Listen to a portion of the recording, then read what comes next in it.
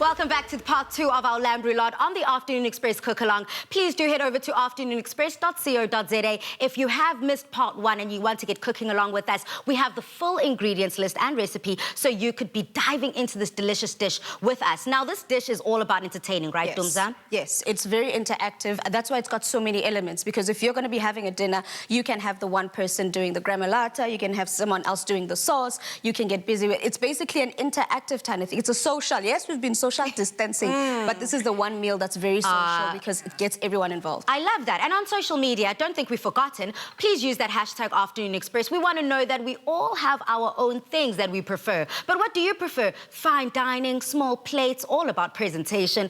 Or do you love yourself a good old all-you-can-eat buffet? I'd love to hear from you throughout the show. Now, Chef Sisanda, a lot of people might be tuning in wondering, you know, where you find yourself within this dish. How easy has it been just putting together this lamb roulade? Oh my gosh, I was so impressed with Tumi's sauce. Yeah. It's so simple. Thank you. It's so simple. And it's so nice and creamy because I tasted it earlier. So flavorful. It's beautiful. Absolutely melts in your mouth. Yeah, I love that. But now we're heading straight into part 2. Yep. What elements do we need for the second part? So now, the star of the dish comes through. We've got our leg of lamb over here. Nice. So it's basically store-bought. It's like this, very simple. They've just deboned it. And now we need to make sure that it cooks evenly. So I'm going to try and show you guys how to make sure that it's even on all sides. But before I do that, I just need to let you guys know what you're going to be doing now for the second part of it. You're going to be chopping up those mushrooms that you already have there just a little bit more finely and then frying them up in the pan here. Season them with salt and pepper. Anele, you're going to finish up our potatoes for us there, adding up the gremolata to the potatoes. And then please just chop up some walnuts for us and some olives. All of that you guys are going to be doing now is now going to go into our lamb that we're going to fill and cut and thread and truss. And then myself and Sisanda are going to be finishing up the meat. She's going to chop up some garlic for me and some thyme. That's going to also go into this beautiful leg of lamb. No more Beautiful. tears. No more tears. Only smiles here. And on that note, let me put in the potatoes that I prepared earlier. That for you. Put that in this incredible baking oven. For how long, Dumi? So this goes in for 20 minutes, 20 to 30 minutes. If you've poked them like you did, I saw you were going in with that fork, girl. If you've done that, then they actually will cook through evenly because you've made sure that the steam goes through. But then, yeah, 20 to 30 minutes, depending on how soft or firm you want them. Some people like them very mushy. Some people like a bit of bite. So it's completely up to you. Okay, I love that. So okay. I just want to show you one thing here. So this part of the meat is the much thicker part, and this part is very flat. So a trick to doing that is to not even want to cut it off all the way. Just cut it in like slices where you're basically opening it up like this, and you just keep opening it up, basically like making a little jacket of it, you know? I don't know if that's a chefy term, but hey, it counts for today. So all we're doing is we're just opening up this meat here, and if that fails, you can always just cut it along this way as well, because it allows you to make sure you're flattening it, right? Okay. And then as you keep opening, just keep pulling towards the ends there. So all we're doing now is we're just trying to make sure that this meat is as even and flat as possible. And that's important because? The only reason is we want it to cook through evenly, but the one thing about meats such as lamb and beef is that medium or medium rare is not a train smash, you know? Unlike most people that want their meat well done. In this case, it doesn't have to be well done because when it's nice and red and I mean pink on the inside, it means it's also nice and juicy. Absolutely. Also nice and delicious, right? If it's too dry, I don't like my meat well done, so you don't want that in this And lamb instance. is more forgiving. Very much. Very, very much. Okay. And the one tip that people, sorry, Sisanda, to know is that whenever there's sinew, it's important to get it out. But in this instance, it really doesn't matter because we're going to cook it all up. When you eat it there, you'll just pull it out of the mouth. Don't stress, you know? So I'm just going to continue here. You were going to say something in the... I'm going to ask, when you cut it like that, aren't you afraid that when you cook it, it's going to fall apart? Not even, because we're not going all the way through. We're just making sure, I mean, if you can see now, it's almost basically the same width. Yeah, it's all the same width, same size. All we're going to do now is you guys are getting busy with the filling that goes in here. So I'm just going to massage a bit of oil onto this because I know, I mean, mean, I've had very tough past 6 months, so I know I need a massage, but even our meat needs some love. Some tender some TLC. Most people would use a mallet, but I'm not a violent person. I'm a lover, you know, so I don't want to fight, so I'm just going to massage our piece of meat here. And whilst you do that, I think that it's quite important at the point that Sanda has brought up, because a lot of people might go in too deep while scoring and making those little jackets that you spoke of into your meat, so that by the time it comes out of the oven and out of whatever you're preparing it in, it's now falling apart, and we don't want that. We need the meat to be staying intact, because as we fill the meat, it's going to just make it so beautiful as we slice it open. Correct. Yeah. Can I ask you then to get started with your mushrooms there, because we're almost at the finish line here, and once you're done with the chakalaka, hey, my dog.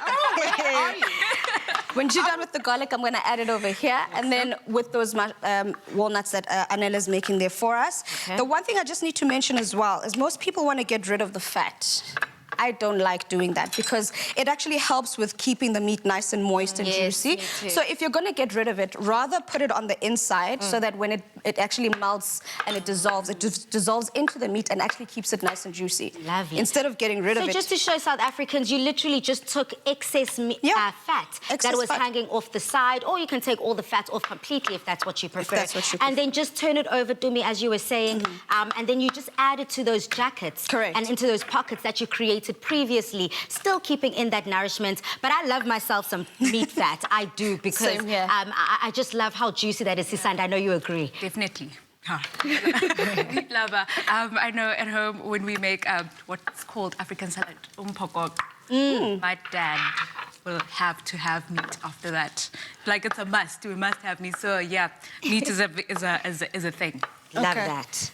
So this is something called larding. So normally when there's a piece of meat and you want to, and it's a lean piece of meat and you actually want to get that meat fat in there, it's something that they call larding, when you get a piece of meat and you actually stick pieces of fat into the whole piece of meat. Wow. Because once you know when the red meat fat cooks, it dissolves. Yeah. So that basically creates all those juices in there. So once you fried up those mushrooms, Palisa, I'm going to ask you to pass them over here so that I can actually get started with trussing up our lamb here, because I know that this is something a lot of people also struggle with. Yeah. You know, and this is the important part. I think that's going to really tie the whole dish together.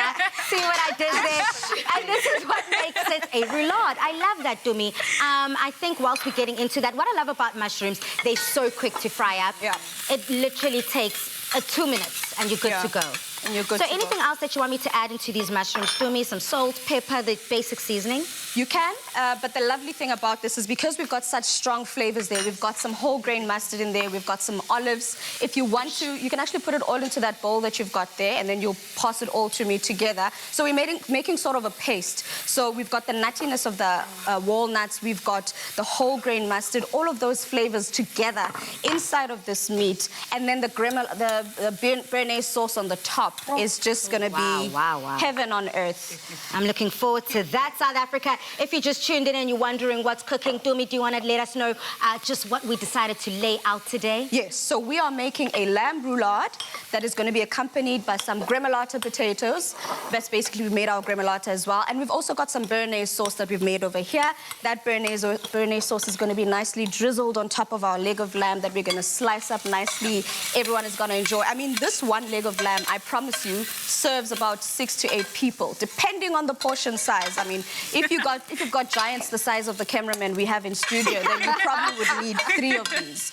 I love that. And if you were to look at the complete cooking time of this dish, would you say like 1 hour 45? If you were to include the potatoes and the Bearnaise sauce, I would say in essence 2 hours, because this on its own would need 1 hour 30 minutes, and then the potatoes like 25 to 30 minutes. Lovely. You know, so it's some breadcrumbs. Thank you so much. So all I'm doing in now, that mixture that you guys just made over there, which our mushrooms, our olives, we've got some whole grain mustard and some nuts. All of that goes on here.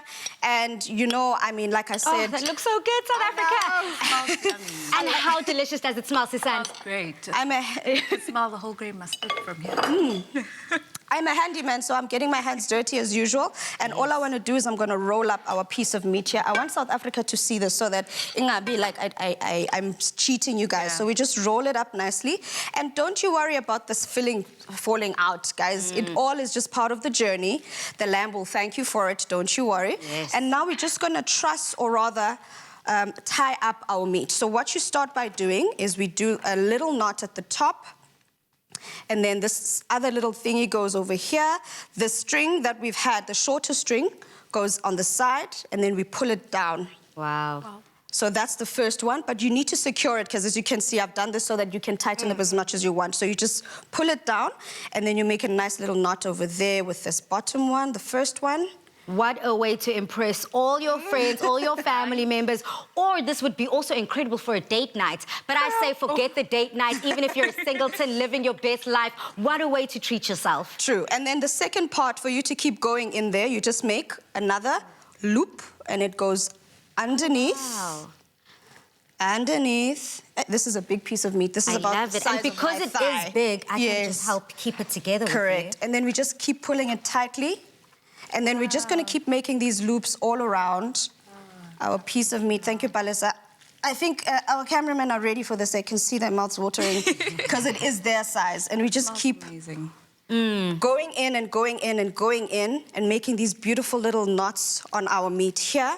And then let me just make the last one, because I want to show you guys the last part before we go into finishing this dish into the oven. If you want to go into the oven like this, you're more than welcome to. But I like to get it nice and char grilled on the pan first. Okay. So I can get those nice, you know, char marks on it first, and then I go into the oven, because I like to cook it on a low heat in the oven. I don't want to put it on high heat. So I put it on low heat in the oven, but then I also make sure that I start it off here and get that nice brownness on top. Love that. Another tip, if you're going to be frying meats on high temperature, never use olive oil.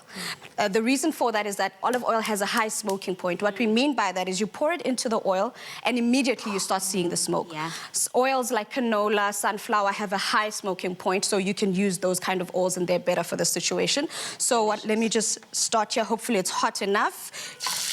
You want to hear that sizzle. Oh, you're hearing that sizzle. It's going to brown it, and all the beautiful flavors are going to come out. So when we're looking at preparing lamb, especially such a big portion, a huge chunk of lamb like this, what would be the best way of making sure that it is succulent, it is looking good, it tastes even better, but that everyone is happy? I mean, Chef Anneli, I don't know what tips you might have. For me, it is low and slow. Like she says now, she sears it, and then low and slow in the oven, and then when it comes out, you have to cover it with foil or something, so it can rest, so all the juice stay inside. That sounds delicious. I don't know if you've got any tips there, Sisanda. Also the same. I love it succulent, tender, soft, melting in your mouth. So the same way, slow braised in the oven, longer time in the oven.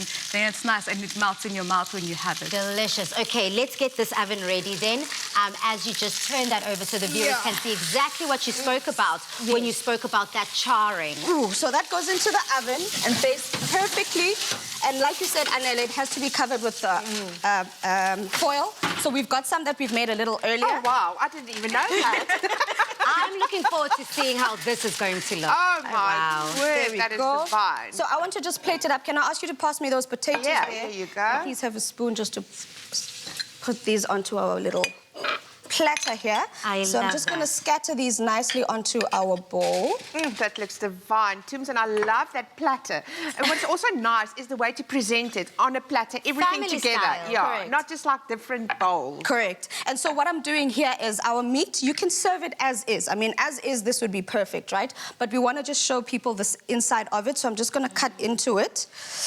I mean, sitting for a little bit. Okay. So you can cut off the string, but because it's already cooked, it actually comes off very easily. So I'm just going to cut very thick pieces here, because I just want South Africa to see how nice and pink it is. What I love about this recipe, South Africa, it is the new way and a new imagined way of enjoying something simple, something that a lot of families enjoy anyway, potatoes and lamb. It's a basic, it's simple, but it tastes so good and looks even better. I think your presentation also plays a big role in the way you enjoy this meal, you know? Just by cutting it open like that, you show the inside, and that is the wow factor for the people. Look at the inside of that. Doesn't that look divine? and then you pour over the Bearnaise sauce. That Bearnaise sauce is just so delicious. And what I also would like to say, I mean, think of a Swiss roll. South Africa absolutely elevated a savory Swiss roll like no other, a South Africanized Swiss roll. Please do head over to our Afternoon Express website, afternoonexpress.co.za, to get the full ingredients and recipe list. But after the break, we have dessert. Yes, we're keeping it sweet. We're making some cupcakes, but not just normal cupcakes. S'mores cupcakes with marshmallow fluff and macarons. Delicious. If you want to get dancing along like Sisanda over there in the corner, please tune in after these.